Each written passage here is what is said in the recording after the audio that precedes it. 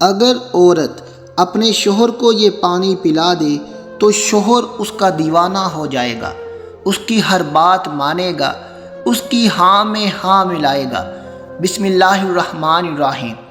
اگر میاں بیوی کی آپس میں نہ بنتی ہو، اگر ایک شوہر کی ایک بیوی کے ساتھ اور ایک بیوی کی اس کے شوہر کے ساتھ نہ بنتی ہو، تو دونوں میں سے کوئی بھی ایک یہ عمل کر لے تو انشاءاللہ اللہ کے حکم سے میاں بیوی کی محبت نہ ختم ہونے والی اور لڑائی جھگڑے ہمیشہ کے لیے محبت میں تبدیل ہو جائیں گے۔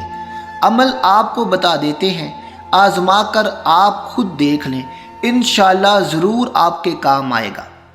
دوستو، یہ عمل ایسا عمل ہے کہ اگر بیوی گھر کی ناچاکی کا باعث بنتی ہے، شوہر کا خیال نہیں رکھتی، اس سے محبت نہیں کرتی، ہر وقت لڑتی جھگڑتی رہتی ہے، تو شوہر کو یہ چاہیے کہ وہ یہ عمل کر کے پانی، جوس، شربت یا دودھ پر دم کر کے بیوی کو پلا دے۔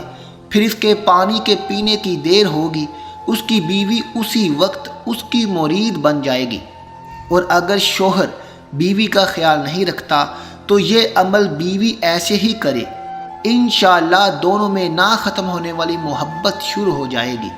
عمل بتانے سے قبل آپ کو ایک بات بتانا بہت ضروری سمجھتے ہیں میرے دوستو۔ ہمارے گھروں سے، ماحول اور معاشرے سے یہ لڑائی جھگڑے کیسے ختم ہو، اس پر بہت سی ویڈیوز بن چکی ہیں۔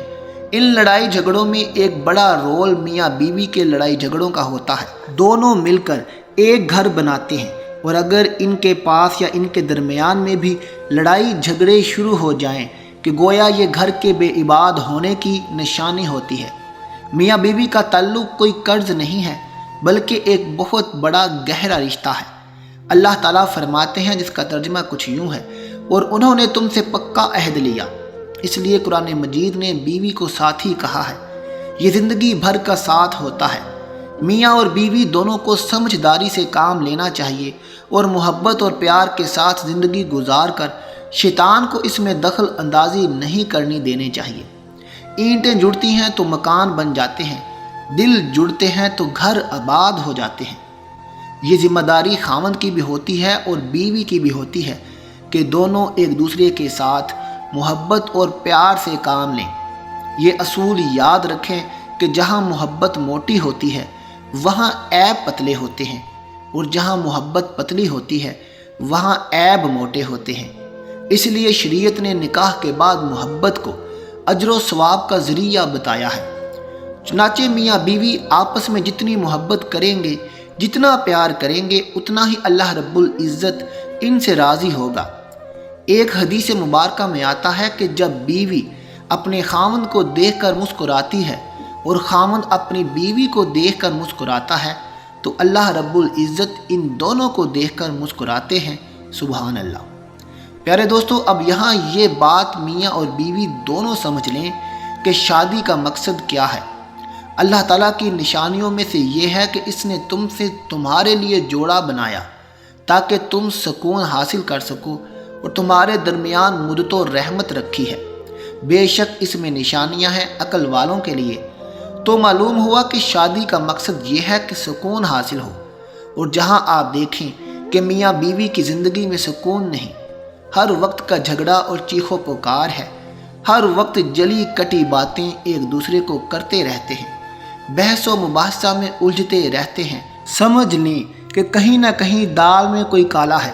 بیوی کی طرف سے کوتاہی ہے یا میاں کی طرف سے کوتاہی ہے، اور عام طور پر ہمارا تجربہ یہی ہے کہ دونوں طرف سے کوتاہی ضرور ہوتی ہے۔ اس سلسلے میں آج ہم بیوی کی سائیڈ کا تذکرہ کریں گے۔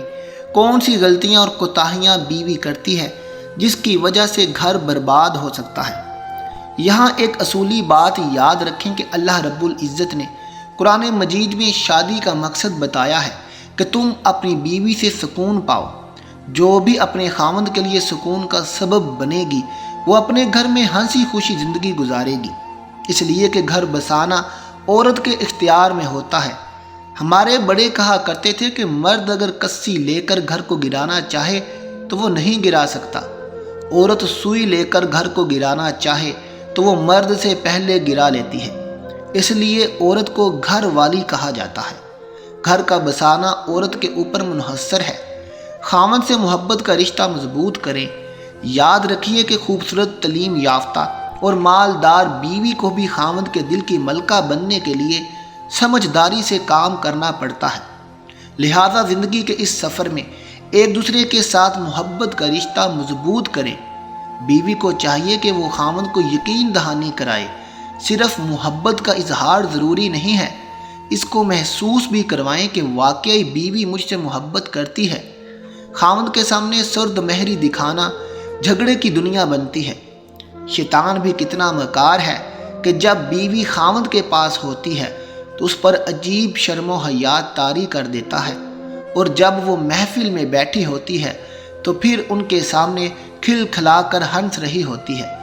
تو یہ ذہن میں رکھیں کہ شریعت نے جہاں محبت کے اظہار کرنے کے لیے کہا، وہاں محبت کا اظہار کرنا بھی ثواب ہوتا ہے۔ کئی جگہوں پر ہم نے جھگڑوں کی بنیاد ہی یہ دیکھی۔ خاوند پیار بھی کرتا ہے اور محبت کا اظہار بھی کرتا ہے، اور بیوی اپنے اندر دل ہی دل میں خوش بھی ہو رہی ہوتی ہے، لیکن اظہار ایسے کرتی ہے کہ جیسے اسے کوئی فرق ہی نہیں پڑتا۔ اظہار ایسے کرتی ہے کہ جیسے مجھے اس کی کوئی ضرورت ہی نہیں ہے۔ یہ اتنا بڑا بلینڈر ہے کہ اس سے بڑا بلینڈر عورت اپنی زندگی میں نہیں کر سکتی۔ محبت کا جواب ہمیشہ محبت سے دینا چاہیے۔ جب خاوند چاہتا ہے کہ بیوی محبت کا اظہار کرے تو بیوی کے لیے تو یہ سنہری موقع ہے۔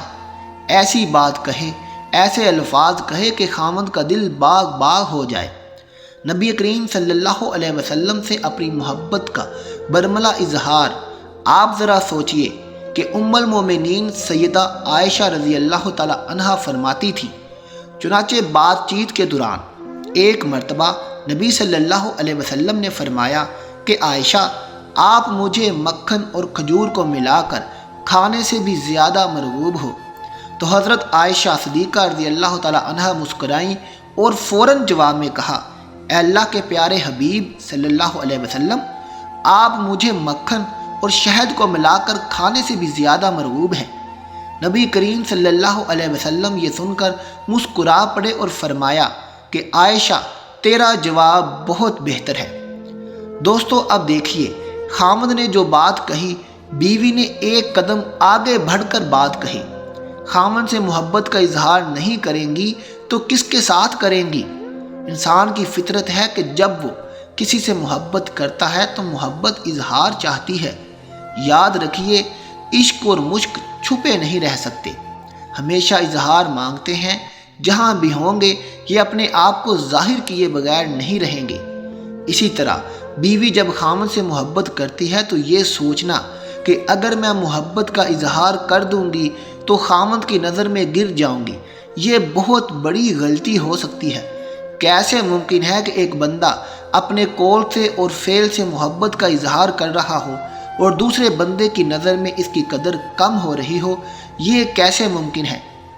ہاں، جب خاوند چاہتا ہے کہ بیوی محبت کا اظہار کرے اور بیوی ایسے بن کر رہے کہ جیسے وہ تو بالکل ٹھنڈے برف والے پانی کی مانند ہے، یہ عورت اپنا گھر برباد کرنے کی خود کوشش کر رہی ہے۔ عورتوں کو اس سے بچنا چاہیے۔ دوستو، اب عمل کی جانب بڑھتے ہیں۔ میرے دوستو، میری پیاری بہنوں، وہ عمل یہ ہے کہ آپ نے الائچی پر، پانی پر یا دودھ پر 100 بار یا قدوسو یا سلاموں کو پڑھنا ہے، یا قدوسو یا سلاموں کو ملا کر پڑھنا ہے تو یہ ایک ہوگا۔ پھر 33 بار سورۃ کوثر اور 10 بار سورۃ فاتحہ، اول اور آخر 3 بار درود ابراہیمی پڑھ کر پانی پر دم کر دیں، اور یہ پانی چاہے صبح کے وقت یا شام کے وقت آپ اپنی بیوی کو یا شوہر کو پلا دیں۔ انشاءاللہ اس عمل کے کرنے کی دیر ہوگی، پھر دیکھیں ان کے سخت دل کو اللہ پاک کیسے نرم بنا دیں گے۔ ایک بات یہاں پہ بتاتا چلوں کہ اس عمل کے کرنے کے لیے اجازت لینا ضروری ہے۔ اجازت کے لیے آپ کو ہماری اس ویڈیو کے نیچے کمنٹ سیکشن میں اپنا نام لکھ دینا ہے۔ جیسے ہی اجازت مل جائے گی پھر آپ اس عمل کو کریں۔ اجازت کے بغیر یہ عمل کوئی خاص فائدہ نہیں دے گا۔ اجازت لینے کے لیے صرف نام لکھنا ضروری ہے تاکہ آپ کو روحانی طور پر بھی مدد کی اجازت مل جائے۔ آخر میں ہم امید کرتے ہیں کہ آپ کو ہماری آج کی یہ ویڈیو ضرور پسند آئی ہوگی۔ اگر آپ کو ہماری آج کی یہ ویڈیو پسند آئی ہے تو ہماری آپ سے یہ گزارش ہے کہ آپ ہمارے چینل کو ضرور سبسکرائب کر لیں۔ ملتے ہیں آپ سے اپنی اگلی ویڈیو کے ساتھ، تب تک اپنا خیال رکھیے گا۔ اللہ حافظ۔